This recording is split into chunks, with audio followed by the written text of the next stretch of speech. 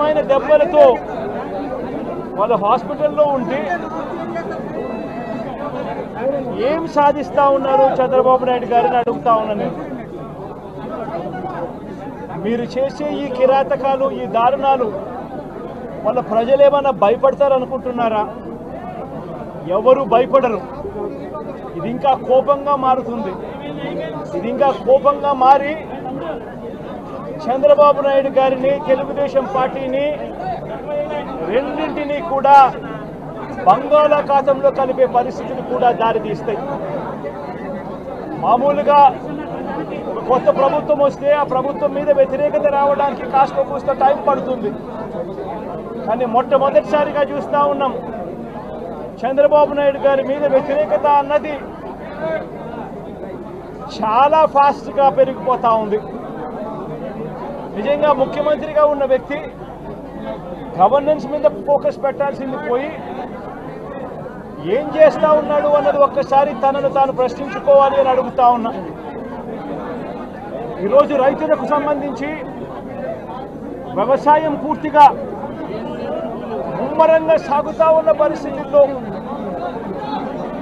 రైతులకు తాను హామీ ఇచ్చిన, మేనిఫెస్టోలో తాను చెప్పిన హామీ, రైతులకు 20,000 రూపాయలు పెట్టుబడి సహాయంగా ఇస్తానని చెప్పి రైతులకు ఎగరగొట్టేశాడు.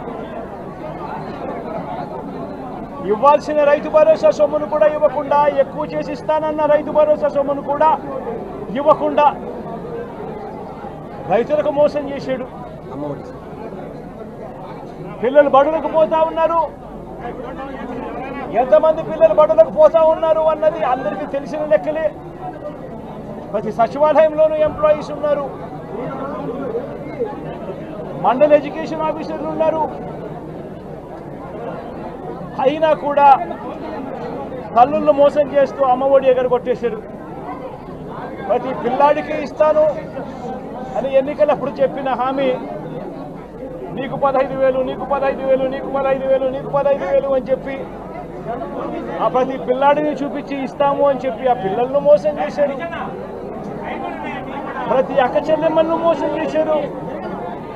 తల్లులకు అమ్మఒడి ఇస్తామని తల్లుల దగ్గర నుంచి మొదలెడితే ప్రతి తల్లికి 18 సంవత్సరాలు నిండిన ప్రతి అమ్మాయికి, ప్రతి అక్కకు, ప్రతి చెల్లెమ్మకు నెలకు 1,500 రూపాయలు ఇస్తామని చెప్పి వాళ్ళను మోసం చేశారు.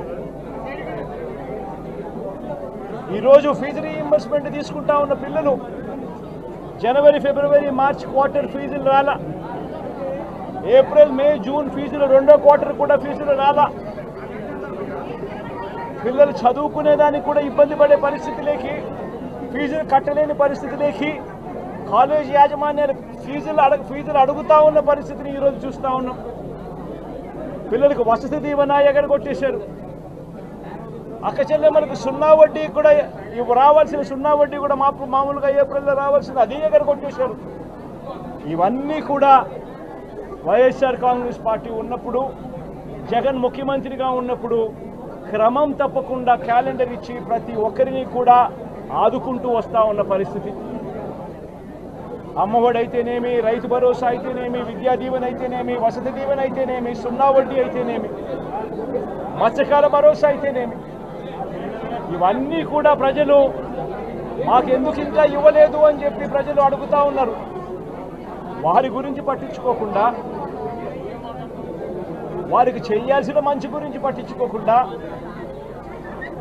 స్కూళ్ళను నిర్వీర్యం చేస్తూ, చదువులను నిర్వీర్యం చేస్తూ, హాస్పిటళ్లను నిర్వీర్యం చేస్తూ, చివరికి ఏ ఒక్కరూ కూడా మిమ్మల్ని ప్రశ్నించకూడదు అని, ఏ ఒక్కరూ కూడా రోడ్లు ఎక్కకూడదు అని ఈ మాదిరిగా భయాందోళనను క్రియేట్ చేయాలనే ఉద్దేశంతో గ్రామ స్థాయి నుంచి మొదలెడితే ప్రతి ఒక్కరికి కూడా మీ కక్షలు, మీ కార్పణ్యాలు మీరు తీర్చుకోండి అని చెప్పి గ్రీన్ సిగ్నల్ ఇస్తూ గ్రామ స్థాయి నుంచి ఈ భయానక వాతావరణాన్ని క్రియేట్ చేస్తూ ఉన్నారు. ఆలోచన చేసుకోమని అడుగుతా ఉన్నా. మళ్ళీ చెప్తా ఉన్నా చంద్రబాబు నాయుడు గారికి, మీరు చేస్తూ ఉన్నది తప్పుడు సాంప్రదాయం. ఇది కనుక కొనసాగింది అని అంటే రేపు పొద్దున ఏం జరుగుతుంది అని అంటే, ఈరోజు మీ ప్రభుత్వం ఉంది, చాలా వేగంగా మీ ప్రభుత్వం కూడా తుడిచిపెట్టుకొని పోతుంది. ఆ తర్వాత మళ్ళీ మా ప్రభుత్వం వస్తుంది. ఆ తప్పుడు మా ప్రభుత్వం వచ్చినప్పుడు కార్యకర్తలు నేను వద్దు వద్దు అని చెప్పినా కూడా వినకుండా ఆ కార్యకర్తలు చంద్రబాబు నాయుడు గారి తెలుగుదేశం పార్టీ వాళ్ళందరికీ కూడా బుద్ధి చెప్పే పరిస్థితి కూడా చంద్రబాబు నాయుడు గారు బీజం వేస్తూ ఉన్నారు ఈరోజు. దయచేసి నేను చంద్రబాబు నాయుడు గారికి చెప్తా ఉన్నా, ఈ తప్పుడు సాంప్రదాయాలను ఇంతటితో ఆపండి. ఈ తప్పుడు సాంప్రదాయాలు పెద్దయ్యాయి, వృక్షాలైనాయి అని అంటే ఆ తర్వాత ఆపడం ఎవరి చేత కాకుండా పోతుంది. ఇప్పటికే లా అండ్ ఆర్డర్ అనేది గాడి తప్పింది. ఇప్పటికే ఏం జరుగుతూ ఉంది అన్నది మీకే తెలియకుండా కూడా జరిగేంత దారుణమైన పరిస్థితిలోకి ఈరోజు లా అండ్ ఆర్డర్ పోతూ ఉంది. ఒక వైఎస్ఆర్సీపీ కార్యకర్తలే కాదు, వైఎస్ఆర్సీపీని అభిమానించే వాళ్ళే కాదు, చివరికి మహిళల మీద కూడా అగత్యాలు పెరిగిపోయినాయి, చిన్నపిల్లల మీద కూడా అగత్యాలు పెరిగిపోయినాయి. ఇష్టం వచ్చినట్టుగా రౌడీజం పెరిగిపోయింది.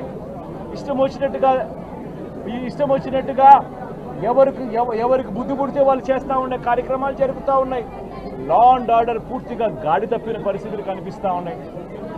ఇప్పటికైనా చెప్తా ఉన్నాను, హెచ్చరిస్తూ ఉన్నాం, మరొకసారి కూడా చెప్తా ఉన్నాం. శుక్రవారం ఈ మధ్య కాలంలోనే జరిగిన ఇంకొక ఘటనలో ఏకంగా చంపేసిన ఘటన చూసాం నంద్యాలలో. శుక్రవారం నేను అక్కడికి కూడా పోతా ఉన్నాను. ఆ ఘటనను కూడా ఒకసారి రాష్ట్రం దృష్టికి, దేశం దృష్టికి కూడా తీసుకొని పోయే ప్రయత్నంలో భాగంగా అక్కడికి కూడా వెళ్ళి జరిగిన అగాత్యం, జరిగిన అన్యాయం అక్కడ కూడా హైలైట్ చేసే కార్యక్రమం కూడా చేస్తాం. ఖచ్చితంగా హైకోర్టు తలుపులు తడతాం, అవసరమైతే సుప్రీంకోర్టు తలుపులు కూడా తడతాం. ఇప్పటికే ప్రధాన రాజకీయ పక్షాలన్నింటికీ కూడా రాష్ట్రంలో జరుగుతూ ఉన్న అన్యాయాల గురించి వివరించడం జరిగింది. ఇక హైకోర్టు, సుప్రీంకోర్టు గడపలు కూడా గట్టిగా వాళ్ళ తలుపులు కూడా కొట్టే కార్యక్రమాలు గట్టిగా చేస్తాం. రాష్ట్రంలో జరుగుతూ ఉన్న ఈ అన్యాయాలు, ఈ ఆక్రందనల మీద ఎందుకు ప్రెసిడెంట్ రూల్ విధించకూడదు అని చెప్పి కూడా గట్టిగా వాళ్ళని అడిగే కార్యక్రమం కూడా చేస్తాం. గవర్నర్ గారిని కూడా ఈ విషయంలో కలగజేసుకోవాల్సిన అవసరం ఉంది అని చెప్పి కూడా గవర్నర్ గారిని కూడా ఈ సందర్భంగా విన్నపిస్తూ ఉన్నాం. ఇవన్నీ కనీసం మీరన్నా సుప్రీంకోర్టు జడ్జిగా పనిచేశారు, కనీసం మీ సమక్షంలో మీరు ఉండగానే ఇవన్నీ ఈ రాష్ట్రంలో జరుగుతూ ఉన్నాయి. దయచేసి మీరు కూడా కాస్తో కూస్తో చూసేసి ఉన్నట్టుగా పోకుండా మీరు గట్టిగా ఇన్వాల్వ్ కమ్మని చెప్పి గవర్నర్ గారిని కూడా ఈ సందర్భంగా విజ్ఞప్తి చేస్తూ ఉన్నారు. 900 మంది భద్రత నాకు కావాలి, ప్రాణహాని ఉంది, కూటమి 980 మందో ఎంతమంది, 900 మంది అంటే చిన్న గ్రాములు ఓటర్ల సంఖ్య.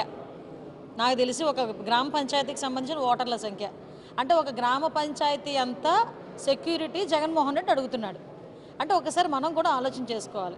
ఈరోజు కావలసిన మా డిపార్ట్మెంట్ వాళ్ళని అడగండి, ఎవరినైనా అడగండి, ఏదైతే ఎక్స్ సీఎంగా ఆయనకి ఇవ్వాల్సిన Z+ సెక్యూరిటీ ఈ రోజుకి కూడా కంటిన్యూ అవుతుంది. సీఎంగా సీఎం ఇంతకుముందు ఆయన సీఎంగా ఎంజాయ్ చేసిన భద్రతను కల్పించమని ఇప్పుడు అడుగుతున్నాడు.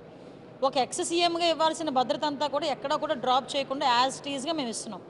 అటువంటిప్పుడు సీఎంగా ఉన్న భద్రత ఈయన అడిగితే ఎలా ఇస్తారండి ఎవరైనా? ఎక్కడ కూడా ఏమి వైలేట్ చేయట్లేదు.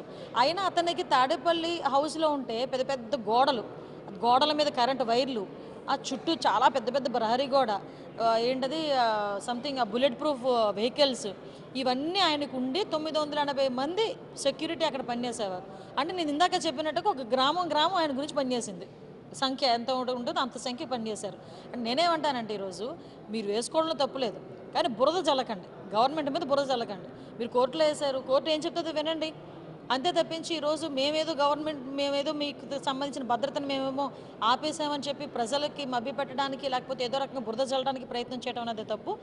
ఎక్స్ సీఎంగా జగన్మోహన్ రెడ్డికి ఇవ్వాల్సిన Z+ సెక్యూరిటీ ఇస్తున్నాం. అట్ ద సేమ్ టైం ఆయన బయటకు వెళ్ళి బుల్లెట్ ప్రూఫ్ వాహనం కూడా పెడుతున్నాం. ఎక్కడా కూడా ఎటువంటి ఇబ్బంది కలిగించట్లేదు. ఆయన కావాలని బురద చల్లుకుంటున్నారు, ఆయన కావాలని కోర్టుకు వెళ్ళారు తప్పించి అంతకుమించి ఇందులో ఏమీ లేదు.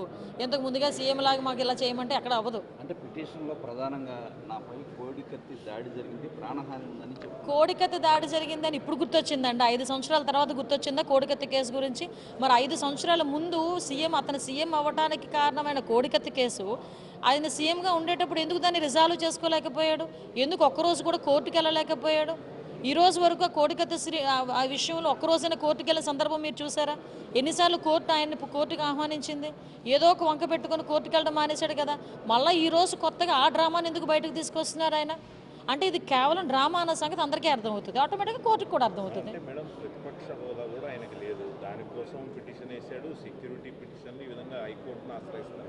అంటే ఏం లేదండి, అంటే ఏదో ఒకటి చేయాలి, ఏదో రకంగా గవర్నమెంట్ మీద బురద చల్లాలి, వాళ్ళ సోషల్ మీడియా టీంకి ఏదో ఒక ఫీడ్ ఇవ్వాలి, అదొక్కటే కాన్సెప్ట్. ప్రతిపక్ష హోదా రాదు లేదు అన్న సంగతి ఆయనకు తెలియదా? ఇంతకుముందు సీఎంగా పనిచేయలేదా ఆయన? సీఎంగా పనిచేసినప్పుడు చంద్రబాబు నాయుడు గారిని కూడా ఒక్కొక్క సందర్భంలో మాట్లాడాడు కదా అసెంబ్లీలో కూర్చొని. ఏం మాట్లాడారు? మీ వైపు నుంచి అటు నుంచి 3-4 ఇటువైపు వస్తే నీకు ప్రతిపక్ష హోదా కూడా ఉండదు అన్నారు. 10% కంపల్సరీ ఉండాలి, ఆ విషయం రాజ్యాంగం చెప్తుంది ప్రతిపక్ష హోదా రావాలంటే. మరి ఈరోజు నాకు అర్థం లీగల్ అఫేర్స్ని తీసుకెళ్లి కోర్టులో పెట్టి కోర్టులో నేను తేల్చుకుంటాను అనడంలోనే అతని అవివేకం మనకు అందరికీ అర్థమవుతుంది. అతనికి ఏం లేదండి, ఏదో ఒక రకంగా గవర్నమెంట్ మీద బురద చల్లాలనే కాన్సెప్ట్ తప్పించి ఆయనకి ప్రతిపక్ష హోదా లేదని తెలుసు, రాదని ఆయనకి కూడా తెలుసు, అంతకుమించి వేరేదేం లేదు. ఇప్పుడు ఆపరేషన్ లేకుండానే మోకాళ్లకు ప్లాస్మా ట్రీట్మెంట్, మీ ఆర్థోపెడిక్ సమస్యలన్నిటికీ రోబోటిక్ టెక్నాలజీ ద్వారా తక్కువ ఖర్చుతో శాశ్వత పరిష్కారం, ఫ్రీ కన్సల్టేషన్, ప్రతి ట్రీట్మెంట్ పై 20% డిస్కౌంట్. ఈ ఆఫర్ కొద్ది రోజులు మాత్రమే, త్వరపడండి. V9 hospitals 9281465842.